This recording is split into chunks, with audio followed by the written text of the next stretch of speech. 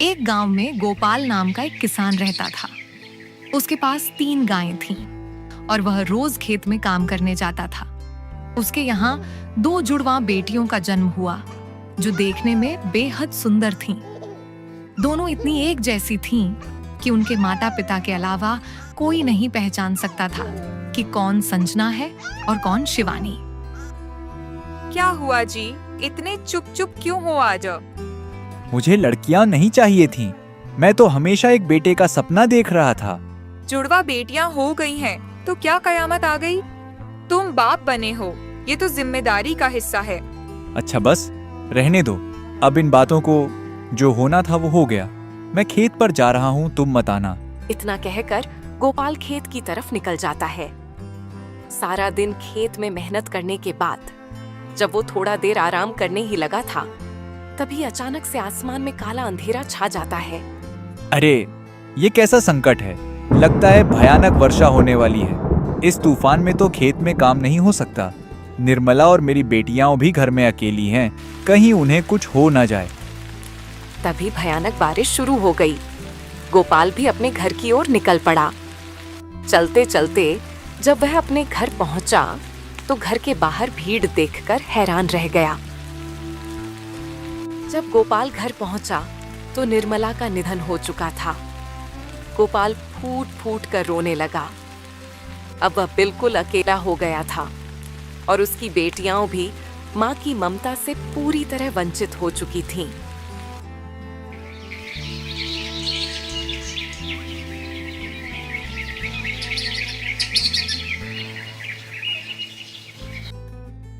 गोपाल बहुत टूट गया, लेकिन अपनी बेटियों के लिए जीने लगा।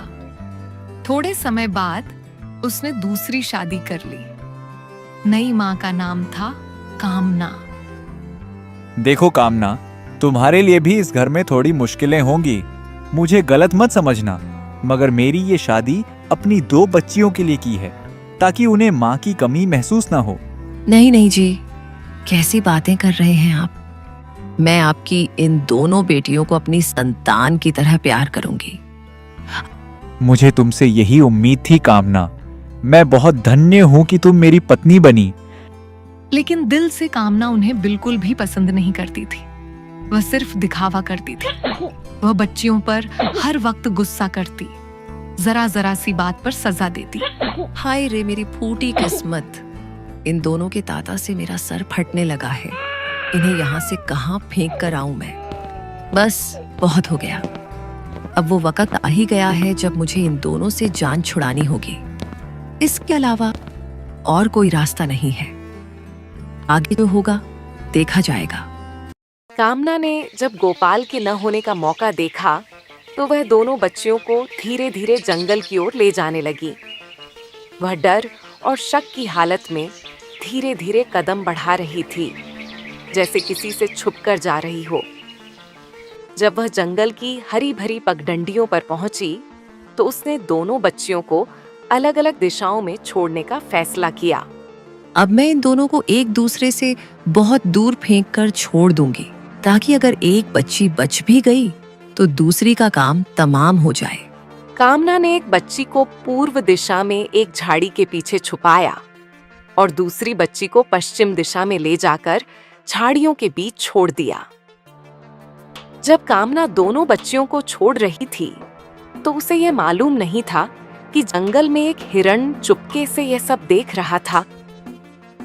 ये औरत क्या कर रही है? यह तो इन नन्ही जानों को यहाँ मरने के लिए छोड़ गई है। हिरण पूर्व दिशा में रखी गई बच्ची के पास पहुंचा, उसे अपनी पीठ पर धीरे से उठाया और चुपचाप उसे अपनी गुफा की ओर ले गया। इस बच्ची को तो मैं ला आई हूँ, अब जाकर दूसरी बच्ची को भी बचा लाती हूँ। फिर वह पश्चिम दिशा की ओर दौड़ा ताकि दूसरी बच्ची को भी बचा सके। लेकिन वहां का दृश्य कुछ और ही था। आज तो मजे आ गए। कितना नरम और नाजुक मांस। हाय क्या बात है, आज तो ताजा खाने का दिन है। अरे ये क्या हो गया? ये तो लोमड़ी इसे मारकर खा जाएगी। अब इस बच्ची को मैं कैसे बचाऊं? अभी पानी पी आती हूँ ताकि मांस खाने का स्वाद दुगना हो जाए। जैसे ही लोमड़ी वहां से गई, हिरन झाड़ियों के पीछे से निकला और बच्ची को झटपट उठा लिया। तभी लोमड़ी की नजर हिरन पर पड़ गई। ये मेरा शिकार है रे हिरन, इसे तुम कहाँ ले जा रहे हो? रुको जरा, मैं तुम्हें अभी बताती हूँ। हिरन डर के मारे दौड़ने लगा। डरते डरते हिरन एक गांव में जा पहुंचा। आखिरकार वह एक किसान के घर के पास पहुंच गया। लोमड़ी के डर से हिरन ने बच्ची को दरवाजे के बाहर रखा और खुद छिपकर भाग गया।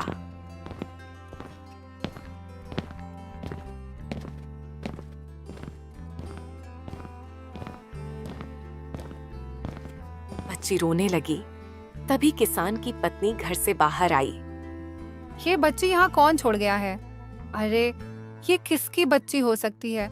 मैं इसे घर के अंदर ले जाकर देखती हूँ। क्या हुआ मालती? ये किसकी बच्ची है? कहाँ से उठा लाई तुम इसे? मुझे नहीं पता राजू, मैंने तो जैसे ही दरवाजा खोला ये बच्ची बाहर रोती हुई मिली। ये तो बहुत छोटी है, शायद कोई इसे यहाँ छोड़ गया है। जो भी हो राजू, अब ये हमारी है। देखो तो कितनी प्यारी है। शायद कुदरत ने इसे हमारे लिए भेजा है। यूं जंगल में छोड़ी गई एक नन्ही जान किस्मत के सहारे प्यार के आंगन में आ पहुंची। किसान और उसकी पत्नी की गोद खाली थी और शायद यही बच्ची उनके नसीब का तोहफा थी। यूं एक लावारिस बच्ची किसान के आंगन की रौनक बन गई। दूसरी तरफ हिरण भागता हुआ वापस अपनी गुफा में दूसरी बहन के पास जा पहुंचा। मैं इस बच्ची को ऐसी जगह छोड़ूंगी जहां जहां ये बच्ची आराम से अपनी अच्छी जिंदगी जी सके। इतना कहकर हिरण उस बच्ची को उठाकर महल के बाहर ले गया। उसी राज्य में एक राजा जगंदर राज करता था। उनकी कोई संतान नहीं थी। क्या हम कोई बच्चा गोद नहीं ले सकते महाराज? आप आज ही किसी बच्चे को गोद लेने का सोचिए ताकि हम लोगों के तानों से निजात पा सकें। तुम ठीक कहती हो भाग्यवंती। मैं आज ही जाता हूँ और जब तक कोई बच्चा गोद लेने के लिए नहीं ढूंढ लेता तब तक घर वापस नहीं आऊंगा।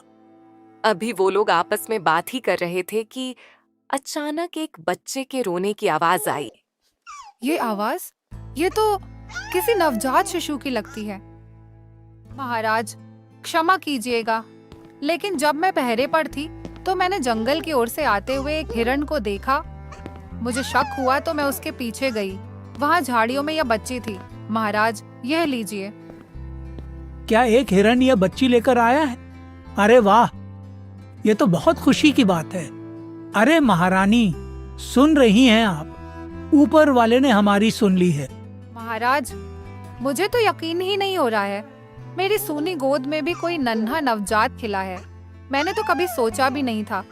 ऊपर वाले तेरा लाख लाख शुक्र है। जो कभी एक गरीब जंगल में फेंकी गई थी, वही अब महल की राजकुमारी बन गई है। जब शाम के साए गहरे होने लगे, गोपाल खेत से वापस आया। थका हारा वह सीधा अंदर आया और तुरंत बच्चियों के बारे में पूछा। कामना, हमारी बच्चियां कहाँ हैं? मैंने सुबह जाते वक्त देखा था, वे सो रही थी, अब नजर नहीं आ रही। गोपाल, मैं तो बस 2 पल के लिए पानी भरने गई थी। लौट कर आई तो झूले खाली थे। ना जाने कौन दरिंदा था जो हमारे जिगर के टुकड़े छीन ले गया। मैं तो खुद बिखर गई हूँ गोपाल। कामना ने अपने आंसुओं और तड़पती बातों से गोपाल को ऐसे बहला लिया कि वह भी यही सोचने लगा, जो कुछ भी हुआ वह तो ऊपर वाले की ही मर्जी थी। वक्त गुजरता गया। वे दोनों मासूम बच्चियां जो कभी जंगल की झाड़ियों में बेसहारा छोड़ दी गई थीं, आज 2 खूबसूरत गरिमामयी लड़कियां बन चुकी थीं, लेकिन एक दूसरे से बिल्कुल अनजान थीं। एक ने महल में जन्म लिया और शाही ठाठ बाट में पली बढ़ी। उसका नाम राजकुमारी सुंदरवती रखा गया। जबकि दूसरी एक साधारण किसान के घर आंगन में बड़ी हुई, जिसका नाम माया रखा गया। माया, माया बेटी। अरे मेरी बेटी, दिन चढ़ गया है, जाकर अपने बाबूजी को खेत में खाना दे आओ। जी माँ, आपने बुलाया मुझे? मैं तो बस जा ही रही थी, बाबूजी मेरा इंतजार कर रहे होंगे। जल्दी से खाना दे दो माँ, मैं निकलती हूँ। जहाँ एक तरफ माया का स्वभाव बहुत ही अच्छा, नम्र और मिलनसार था, वहीं दूसरी तरफ सुंदरवती का स्वभाव घमंडी और कठोर था। दासी, ये फूल इतने मुरझाए हुए क्यों हैं? मैंने खास तौर पर कहा था कि मेरे बाग में सब कुछ एकदम परफेक्ट हो। राजकुमारी जी, बारिश न होने के कारण कुछ पौधे कमजोर हो गए हैं। कामचोर, तुम बारिश का बहाना कर रही हो। अरे, हमारे महल में पानी की कमी है क्या, जो तुम बारिश की बात कर रही हो? मुझ में और मेरे महल में किसी चीज की कोई कमी नहीं है। क्या सच में कोई मुझ जैसा खूबसूरत भी हो सकता है? इसी तरह समय बीतता गया और दोनों बहनें एक दूसरे से अनजान रहीं। राज्य में सालाना मेले का आयोजन हुआ। बाबूजी, ये क्या बात हुई? आपको पता है ना कि गांव में मेला लगा है और आपने मुझे बताया ही नहीं। मुझे मेले में जाना है बाबूजी। अरे मेरी प्यारी बिटिया, मेरी बिटिया को मेले में जाना है? हाँ हाँ, तो ठीक है, मैं कल अपनी बेटी को मेले में जरूर ले जाऊंगा। घमंडी राजकुमारी, जिसे खुद पर बहुत घमंड था, आज वह अपने राज्य में घूमने निकली। जब वह मेले के पास से गुजर रही थी, तभी राजकुमारी ने सुना कि दो औरतें आपस में बात कर रही थीं।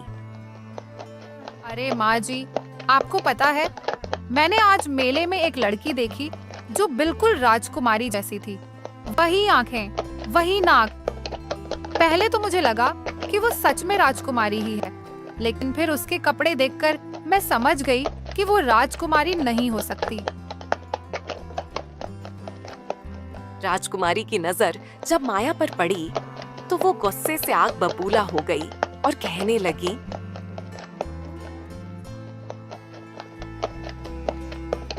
ये लड़की कौन है? इतनी हिम्मत कि मेरे जैसी दिखे। क्या ये कोई मजाक है? गांव वालों, जरा सुनो मेरी बात। तुम सब इस लड़की को मेरे जैसा कहते हो, तुम सब इसे मुझ जैसा समझते हो। मैं अब भी साबित कर दूंगी कि ये कभी भी मेरी जैसी नहीं हो सकती। राजकुमारी, आप मुझसे कह रही हैं? मैं तो बस एक किसान की बेटी हूँ। अच्छा, तो तुम एक किसान की बेटी हो? तो सुनो, किसान की बेटी मैं अभी साबित कर देती हूँ। सिर्फ शक्ल मिल जाने से कोई मेरे जैसा नहीं बन सकता। सिपाही, तुरंत महल से 3 सिक्के लेकर आओ, एक सोने का, एक चांदी का और एक हीरे जरा सिक्का। राजकुमारी जी, ये रहे 3 सिक्के, एक चांदी का, एक सोने का और एक हीरा, चारों। तू खुद को मेरी जैसी समझती है, तो आओ देखें तुम्हारी अक्ल कहाँ तक है। ये 3 सिक्के हैं, चांदी, सोना और हीरा। जो चाहो अपनी मर्जी से उठा लो। हाँ ठीक है राजकुमारी जी, मैं अपनी मर्जी से उठा लेती हूँ। मैं तो चांदी का सिक्का ही लूंगी। फिर थोड़ी देर सोचने के बाद माया ने चांदी का सिक्का उठा लिया। सभी लोग हंसने लगे। ये समझती है कि ये मेरी जैसी है। अरे, ये तो एक ऐसी लड़की है जिसे सिक्कों की कीमत तक नहीं पता। तुम्हारा ख्वाब भी है कि तुम मेरे जैसी हो। देख लिया आप सब लोगों ने। जिसे आप मेरी तरह कह रहे थे, वो तो मेरे पाँव के जूते के बराबर भी नहीं है। भीड़ की नजरें, तंज भरी सरगोशियां माया जैसे जमीन में समा जाना चाहती थी। सब लोग हंसने लगे। माया शर्मिंदगी से नजरें झुकाए खड़ी थी। कुछ लोग उसे मूर्ख कहने लगे, कुछ ने उसे नादान कहा। माया के आंसू छुपाए न छुप सके। वह अपने बाबा का हाथ पकड़कर वहां से चल दी। माया का दिल टूटा जरूर था, लेकिन उसकी सोच एक नई कहानी लिखने जा रही थी। बेटी माया, ये तुमने क्या किया? तुम्हें तो पता था वहां सोने और हीरे के सिक्के भी थे, फिर तुमने चांदी का सिक्का क्यों चुना? ये बात शायद अभी आपको समझ ना आए, लेकिन थोड़ा वक्त गुजर जाएगा ना, तो सब कुछ साफ हो जाएगा। आप भी समझ जाएंगे। और वो लोग भी जो आज मुझ पर हंस रहे थे। कितना अच्छा लगा इस लड़की को अपमानित करके। मूर्ख, मुझ जैसी बनने चली थी। इसको तो मैं ऐसे नहीं छोड़ूंगी। मैं इसे हर रोज इस तरह पूरे राज्य के सामने अपमानित करूंगी।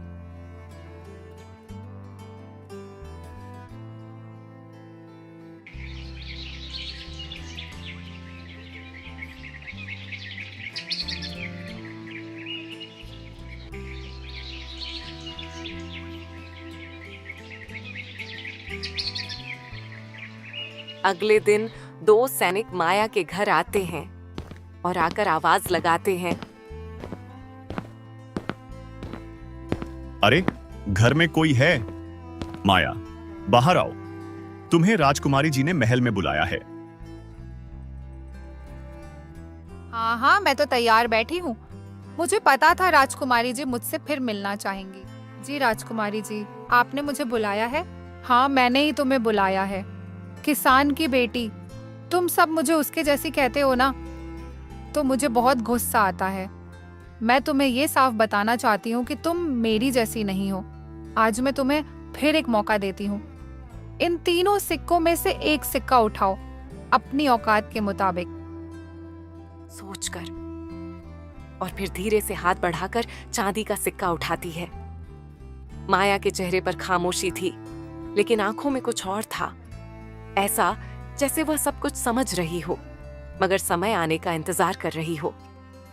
माया ने कुछ नहीं कहा, बस सिक्का हाथ में लिया, नजरें झुकाईं और अपने बाबा की ओर मुड़ गईं, और दोनों चुपचाप दरबार से बाहर चले गए। माया को हर रोज दरबार में बुलाकर उसका मजाक उड़ाने में राजकुमारी को एक अजीब सी खुशी महसूस होने लगी थी, जैसे वह हर दिन अपनी जीत का जश्न मनाती हो। यही सोचकर वह हर रोज माया को महल बुलाती, 3 सिक्के रखवाती, और माया हमेशा चांदी का सिक्का चुन लेती। अरे ये तो कितनी बड़ी मूर्ख है। देखो देखो जरा, हंसी आ रही है इसे देखकर। रोज आकर चांदी का सिक्का उठा लेती है, सोना और हीरा छोड़कर। क्या यही समझदारी है? नहीं नहीं, ये तो मूर्खता की हद है। और ये सोचती है कि ये राजकुमारी जैसी है। हाँ हाँ हाँ, मूर्ख कहो इसे, मूर्ख। और फिर एक दिन माया ने सोने का सिक्का उठा लिया।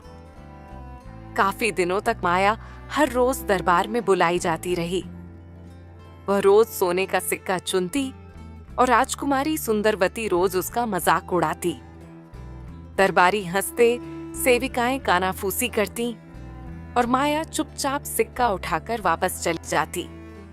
लेकिन कुछ समय बीत जाने के बाद एक दिन ऐसा आया जब माया ने वह कीमती हीरा उठा लिया। हा हा हा हा, लगता है इस मूर्ख लड़की को थोड़ी थोड़ी अकल आ ही गई। राजकुमारी जी, गुस्ताखी माफ। राजकुमारी जी, आपने इतने दिनों तक मेरा मजाक बनाया, मुझे मूर्ख कहा, लेकिन आज मैं आपको सच्चाई बताने आई हूँ। आप जानना चाहती थी कि मैंने पहले दिन से सोने या हीरे का सिक्का क्यों नहीं चुना, तो सुन लीजिए। अगर मैं पहले दिन ही हीरा चुन लेती तो आज मेरे पास इतने चांदी के सिक्के नहीं होते और न ही इतना सोना होता। मैंने पहले चांदी इकट्ठा की, यह सोचकर कि जब वह एक हीरे के बराबर हो जाए तब सोना लूं। फिर सोना इकट्ठा किया, यहाँ तक कि वह भी हीरे के बराबर हो जाए। और आज जब मेरा खजाना पूरा हो चुका तब मैंने हीरे को चुना। आपकी समझदारी का मुकाबला तो कोई कर ही नहीं सकता। राजकुमारी एकदगी, क्योंकि आपको तो यह भी समझ नहीं आया कि मैं आपके ही हाथों से आपका खजाना ले गई। लेकिन मुझे लगता है कि आज के बाद आप मुझे दरबार में नहीं बुलाएंगी। अरे मूर्ख कन्या, तू मुझे मूर्ख कहने का साहस कर रही है?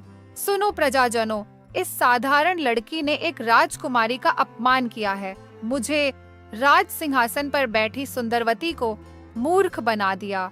यह मेरी तौहीन है, मेरे मान सम्मान का अपमान है, और इस अपराध की सजा इसे अवश्य मिलेगी। लेकिन राजकुमारी जी, मैंने तो आपके साथ कोई गद्दारी नहीं की। बताइए, मुझे किस बात की सजा दी जा रही है? किस जुर्म में मेरी गर्दन मांगी जा रही है? क्या सिर्फ इसीलिए कि मैंने सच बोलने की हिम्मत की? राजकुमारी जी, ये निर्दोष है।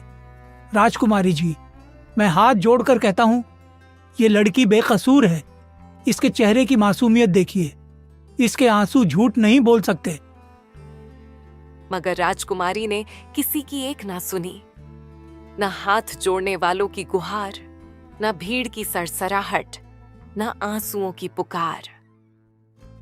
उसकी आंखों में बस था घमंड, क्रोध और आदेश का अंधा जुनून। सुनो सिपाहियों, इस धृष्ट लड़की को फौरन पकड़ो और उसे किले के पीछे उस ऊंचे फांसी के मचान तक ले जाओ, वहीं जहां गद्दारों को उनके अंजाम तक पहुंचाया जाता है। आज ही सूर्य अस्त से पहले इसका घमंड टूटना चाहिए।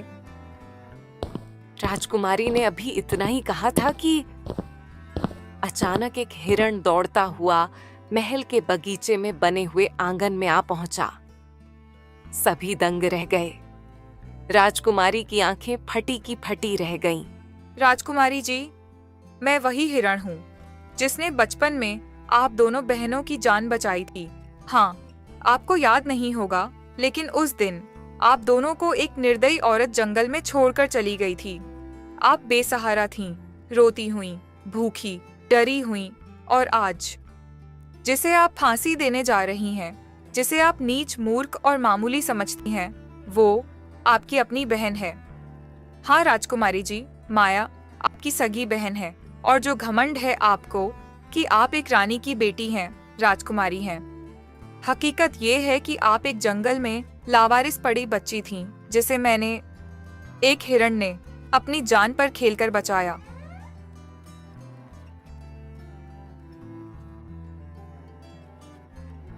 राजकुमारी पश्चाताप भरी आंखों से माया को गले लगाती है। दरबारी शर्मिंदा हो जाते हैं। हिरण सिर झुका देता है और आकाश में सच्चाई, पहनचारे और नई रोशनी का सूरज उगाता है।